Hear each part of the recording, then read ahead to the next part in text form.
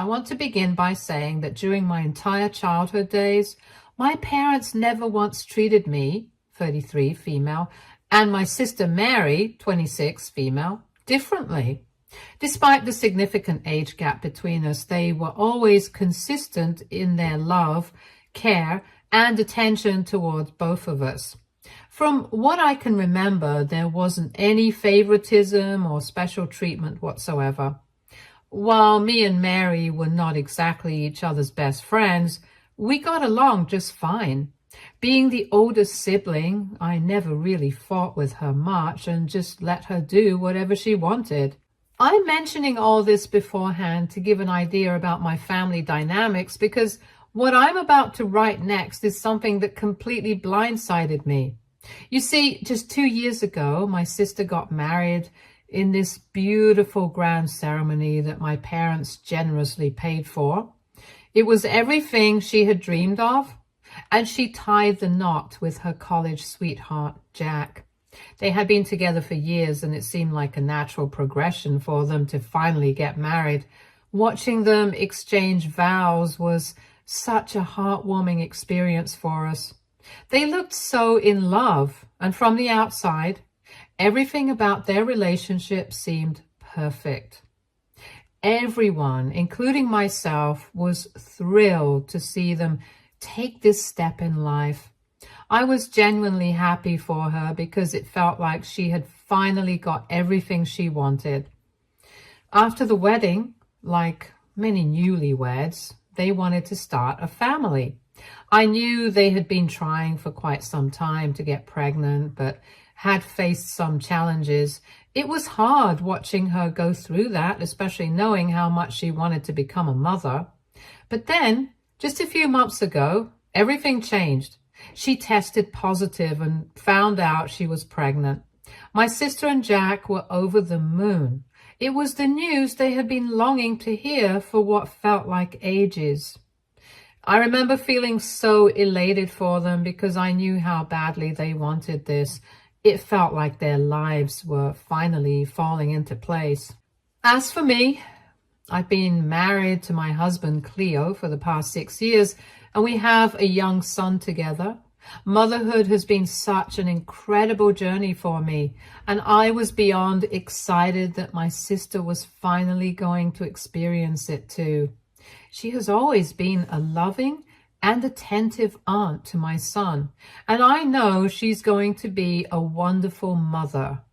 I looked forward to the idea of our kids growing up together, becoming best friends, and sharing a bond better than what we had growing up.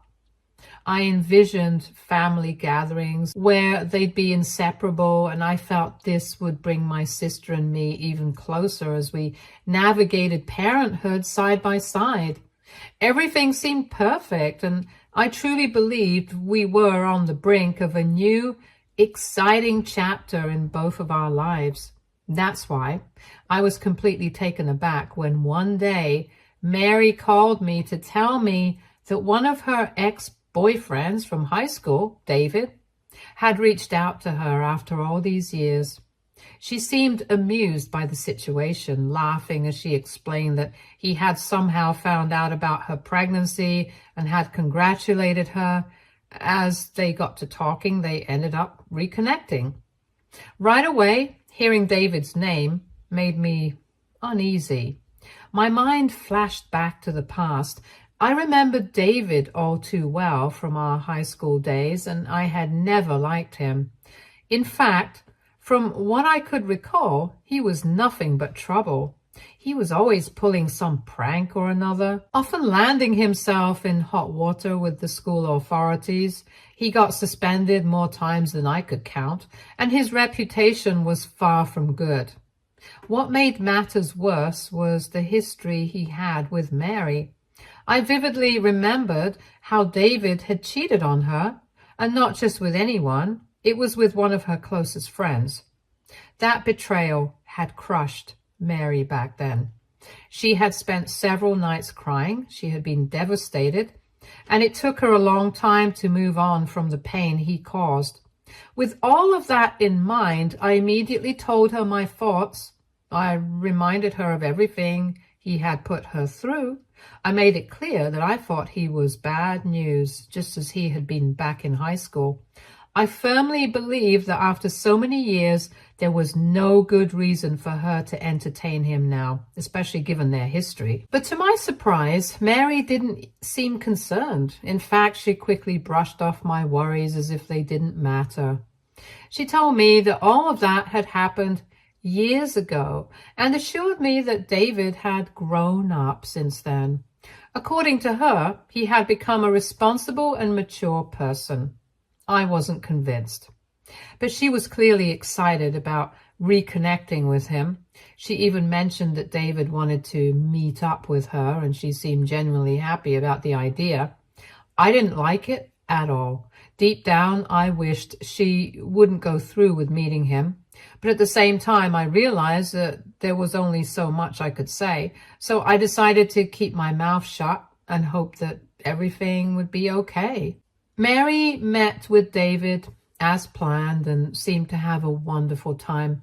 She called me the next week, bubbling with excitement, to share every detail about their meetup.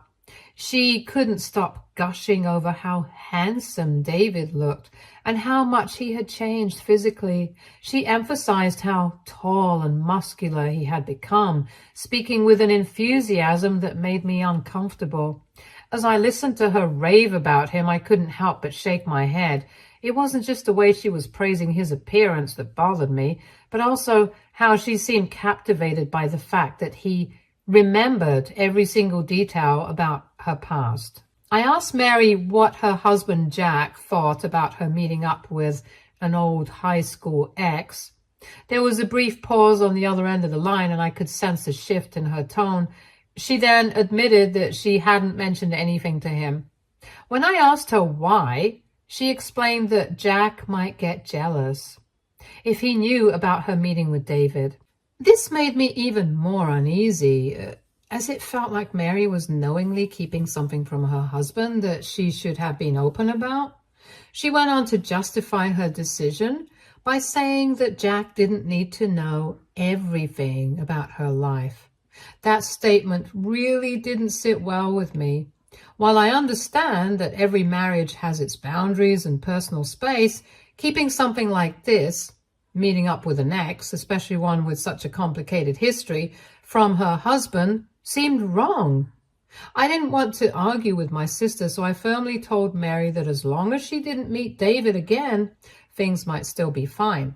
I hoped she would realize that continuing to see him wasn't a good idea, especially if she planned on hiding it from Jack. But to my surprise, Mary confessed that she had already made plans to meet David for lunch the very next day. She didn't seem remorseful at all about it. In fact, she tried to justify it by saying that she was simply enjoying reconnecting with a familiar face from her past and that it wasn't a big deal. Over the next 2 months, Mary continued to secretly meet up with David, all while still being pregnant with Jack's child. I found it incredibly troubling that Jack remained completely unaware of what was going on behind his back. Every now and then, Mary would update me about her meetings with David, and it became clear to me that she was getting more and more involved with him than she should have been. There was a shift in the way she talked about him. It wasn't just casual anymore. It felt like something more intimate, more emotionally connected. I could sense that she was slowly crossing a line, and it worried me deeply. I brought the issue up with my husband, Cleo, because I didn't know what to do. I wanted to make sure I wasn't overreacting, but I also needed advice. Cleo listened patiently, and while he didn't approve of what Mary was doing, he felt strongly that we shouldn't interfere in her marriage. I begrudgingly agreed with him, but that nagging feeling of unease stuck with me. Something about the situation didn't sit right in my gut, and I couldn't just ignore it. Then, One evening, I was out with some friends enjoying a casual night out when I walked into a restaurant and spotted Mary sitting with David. They were tucked away in a corner booth, almost hidden from plain view. At first, I didn't want to believe it was them, but as I got closer, there was no mistaking it. My heart sank as I watched my sister, completely unaware of my presence, sitting there with David. They were playing with each other's fingers, smiling, blushing, locking eyes in a way that made them look like they were lovers, not old friends catching up. I was furious. The sight of them together like that made my blood boil. Every instinct in me wanted to march over to that table and confront Mary right then and there. I felt so angry, not just for Jack, but for the way she was handling the whole situation. But as much as I wanted to, I realized that confronting her in public in front of everyone would cause a scene and probably embarrass her. It wasn't the right place or time for that. So instead, I made a quick decision. I quietly took out my phone and snapped a few pictures and videos of Mary and David together. I needed undeniable proof if I was going to confront her about this later. Without solid evidence, I knew she might try to brush it off or downplay the situation. But what I saw was too clear to ignore. After getting the proof, I went to sit with my friends in the opposite corner of the restaurant, trying to act normal while I processed what I had just witnessed. Inside, I felt torn apart. I couldn't stop thinking about Jack, how clueless he was, how much he trusted Mary, the mother of his unborn kid, and how this betrayal would hurt him. That night, I tried to reach out to Mary multiple times, hoping to confront her, but she wasn't answering any of my calls. I was growing more anxious by the minute, so I decided to call Jack to check in on her. When I asked him where Mary was, he casually told me that she was having a girls' night out and spending the night with one of her best friends. I felt an overwhelming sense of guilt and anger, because I knew very well that she was most likely with David. I gently pressed him, asking if he was certain that Mary was with her friend, but he just laughed, completely unsuspecting. He said, "Why wouldn't she be?" Jack had no reason to doubt her, and it hurt to see how blind he was to the situation. I felt awful for him, knowing the truth but not being able to share it, at least not yet.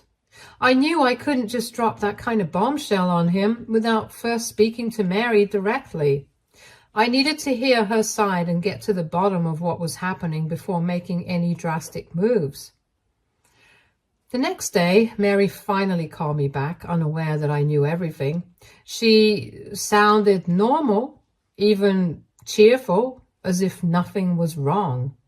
I decided to test the waters by asking her what she had been up to the previous evening. Without hesitation, she started to lie, telling me she was out with her best friend having cocktails. I could barely contain my frustration as I listened to her fabricate a story, pretending as though everything was fine. I scoffed and bluntly told her to stop lying to me. I didn't beat around the bush. I told her that I had seen her with David at the restaurant last evening. There was a pause on the other end of the line, and I could hear her breathing heavily. Mary didn't try to deny it, and she went quiet, probably realizing that she was caught and there was no point in pretending anymore. I took a deep breath and told her that she needed to stop what she was doing and think about the consequences, especially for her unborn child. I reminded her that she wasn't just hurting Jack by doing this, but she was jeopardizing her entire family's future. I was firm in telling her that whatever was going on with David needed to end immediately.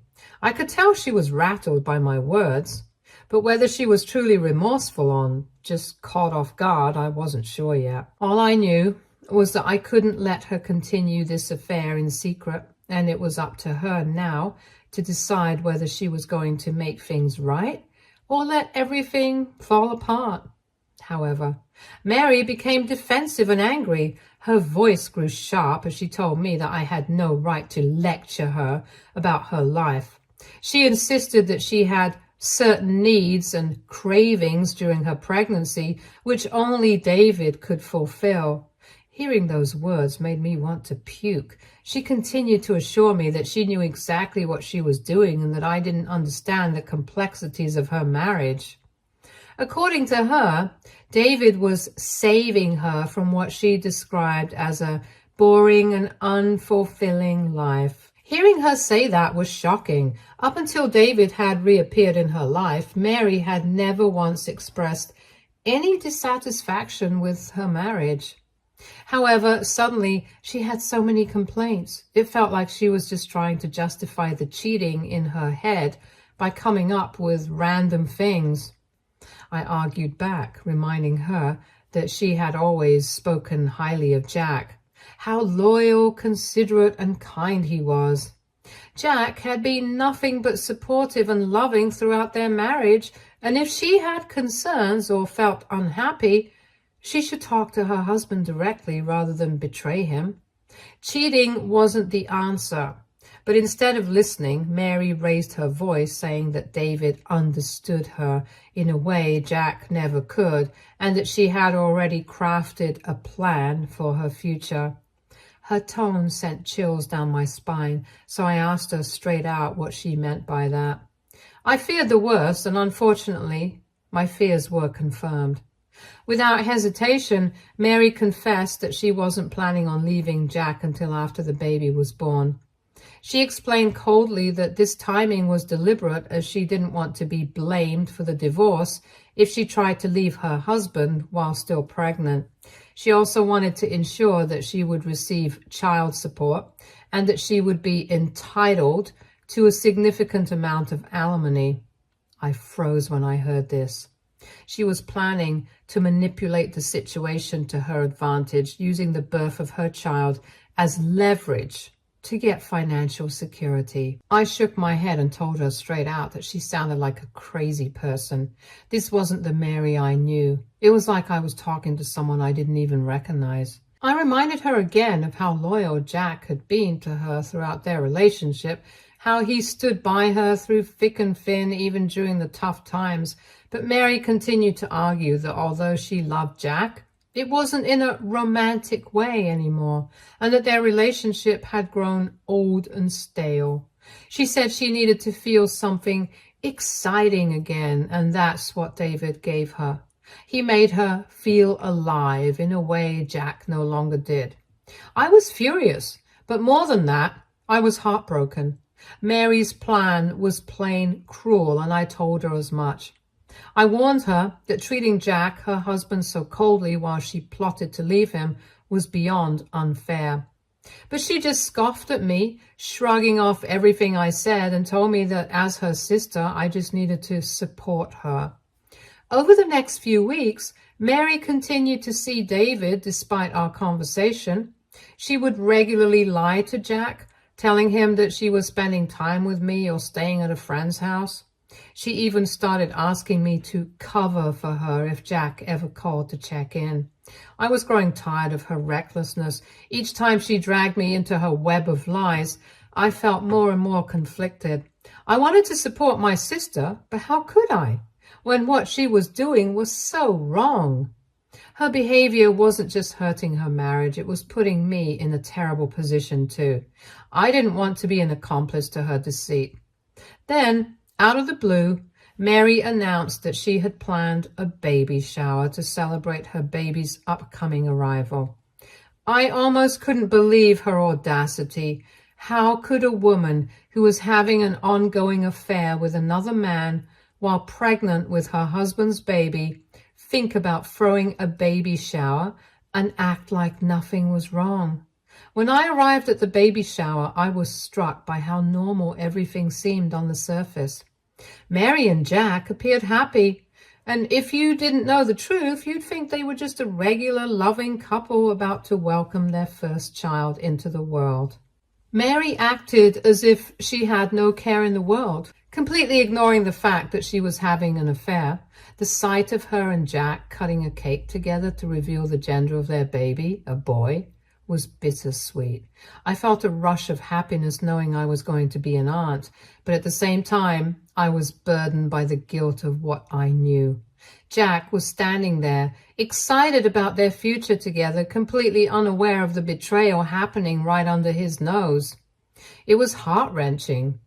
Then, in the middle of the shower, I noticed Mary excusing herself to take a phone call. She disappeared into the other room, and when she returned, she casually told me that it had been David on the phone.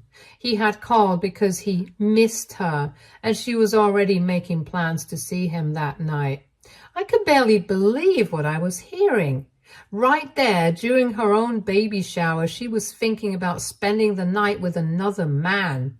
And as usual, she intended to lie to Jack, saying she was staying at her friend's house, when she was really going to be with David. I couldn't hold back any longer. I shook my head in disbelief and told her straight up that this whole situation was getting out of hand. But Mary, unfazed as ever, brushed off my concerns. She told me that I needed to relax, insisting that she knew what she was doing. Her nonchalance was maddening. At that point, I knew I had reached my breaking point. I could no longer stay silent or be complicit in Mary's deceit. As I walked back into the room after our conversation, Jack looked at me, sensing something was off. He asked me, out of concern, if everything was okay. My heart was racing, my voice was shaky as I prepared myself for what I knew I had to do. I glanced around the room at all the familiar faces, our family, friends, and Jack himself, who still had no idea about the betrayal unfolding around him. My sister Mary, who had always been so close to me, was subtly shaking her head, silently pleading with me to stay quiet, to continue covering for her. But I knew this was my chance to come clean, to tell the truth and free myself from this burden. With a trembling voice, I announced to Jack that there was something he needed to know. I took a deep breath before admitting everything. Mary had been having an affair. The room went completely silent as everyone turned to me, their faces filled with confusion. I recounted everything that my sister had been doing behind Jack's back and how she had even forced me and her friends to cover up for her. I broke down and apologized to Jack for not admitting to him sooner. The room erupted in shock, and I could see everyone trying to process what they had just heard. My mother's face twisted in disbelief as she demanded to know what I was talking about.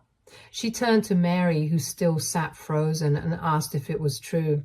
Mary tried to act confused, pretending she had no idea what I was saying. I then pulled out my phone and showed everyone the pictures and messages I had taken as proof of Mary's affair with David. I didn't want to humiliate her, but the truth needed to come out. I then revealed to Jack her plan to leave him after the baby was born, to secure alimony and child support without facing the blame for the divorce. Jack's eyes widened in disbelief as he stared at the pictures of Mary and David together, the messages confirming their relationship. Then Jack and Mary erupted into a massive argument. At first, Mary tried to deflect and deny it all, but faced with undeniable proof, she finally broke down and admitted everything. The betrayal was too much for Jack to handle. He was devastated. In the end, the evidence I had provided helped Jack in the divorce proceedings that dragged on for months. When Mary finally gave birth to their son, Jack insisted on a paternity test, and only after it was proved that he was indeed the father, he agreed to pay for child support. However, during the divorce proceedings, the judge ruled that he was not required to pay any alimony, given Mary's infidelity. During these months, watching my sister face the consequences of her choices was incredibly hard. I knew revealing the truth was the right thing to do, but I hadn't anticipated the backlash that would come from my own family. Instead of holding Mary accountable for her actions, my parents turned all their anger and frustrations towards me. They were furious, accusing me of sabotaging Mary's happiness out of spite and jealousy. They kept repeating that family is family and insisted that I should have protected my sister's secret no matter how terrible her actions were. I was really taken aback by how much they suddenly favored my sister over me when they had never done that before. And at one point, I even started to doubt myself, thinking if I really made the right move by exposing her. However, things escalated even further when my parents and Mary, in their desperation and irrational anger, tried to sabotage my own marriage. My parents actually called my husband, Cleo, demanding that he divorce me. They reasoned that since I had made Jack divorce Mary, I didn't deserve to have a husband or a happy marriage either. In fact, Dad told Cleo that he always felt that he was too good for me, and my mom agreed with him. It was as if they wanted to see me suffer in the same way they believed Mary had suffered, even though it was Mary's choices that had led to her downfall. Thankfully, Cleo didn't even take them seriously. He laughed at the absurdity of their request and immediately dismissed it. He knew I had acted out of concern for Jack, and he was disgusted by my parents' attempts to ruin our marriage out of spite. Then Mary tried to come up with an elaborate lie, claiming that she had caught me cheating with the man from my office and how I was the one who always encouraged her to cheat during her marriage. She was desperate to turn the tables on me and tarnish my reputation, but my husband knew they were all lies. Her attempt to discredit me failed miserably, and all it did was make me even more disgusted with how far my family was willing to go to punish me for doing the right thing. I realized then that everyone, except my husband, was too blinded by their misguided loyalty to Mary to see the bigger picture. For the sake of my own mental health, I made the difficult decision to have no contact with my family. Cutting them out of my life wasn't easy, but it was necessary. I needed to protect my peace and my sanity. My husband and I moved forward, stronger than ever, and I found solace in the fact that I had stood by my principles, even when it meant standing alone. It's been 8 months of no contact when, out of the blue, my parents emailed me yesterday. I had blocked them everywhere except on Gmail, which I must have overlooked. In the email, they admitted they were wrong to blindly support Mary. They explained that they had been too focused on protecting her because she was the youngest, and seeing her in pain made them act without thinking. This was something I had always hoped they would understand one day, but I wasn't expecting it to happen, after all the harm they had done to me. They also wrote how Mary, who had moved back in with them after her divorce, had also moved David in with her. Apparently they were loud, obnoxious, and didn't help my parents out with any bills. With 2 more family members, my mother had to do even more chores around the house because no one else helped. Mary was also forcing my parents to babysit her son while she would be out spending time with David. Hence, my parents were at their wits' ends and were reaching out to me, practically begging me to help them. They had written how I should help them talk to Mary, who refuses to listen to them, and get her and her new family to move out immediately. AITA if I refuse to help out my parents after everything that has been done to me? Update 1. Here's what I think. After everything that's happened, I think my parents are only reaching out to me because they know I'm the only person who can help them out, and they have no one else to turn to. However, I'm not too keen to help them. These were the same people who had turned their backs on me, tried to ruin my marriage, and called me a traitor just for telling the truth. Now they want my help because they can't control the very person they had chosen to defend. Because of their foolishness, my sister and her affair partner are now playing happy family while living for free at my parents' home. I have also reached out to Jack and let him know about the difficulties that my parents are facing due to Mary and David. I asked him to ensure that his kids are not being neglected at their place, and he has assured me that he will be looking into it. Update 2. Thank you everyone for your suggestions.